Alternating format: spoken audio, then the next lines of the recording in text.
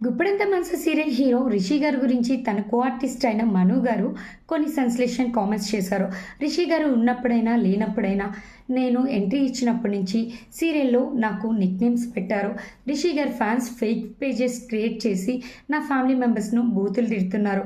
అసలు రిషి సార్ ఒక్కటే real hero అనుకుంటున్నారా? రియల్ హీరోలు పెద్ద పెద్ద తోపులే ఇండస్ట్రీలో ఉన్నారు.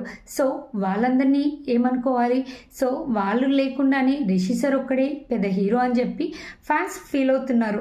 సో మీరందరూ రిషి సార్ వల్లే గుప్పెడంత మనసు సీరియల్ హిట్ అయింది అనుకున్నారు. కానీ సీరియల్లో కథ ఉండడం వల్ల, ఒక మంచి కథ ఉండడం వల్ల, అలానే ప్రతి ఒక్క ఆర్టిస్ట్ హార్డ్ వర్క్ చేయడం వల్లే ఈ సీరియల్ హిట్ అయిందని చెప్పారు.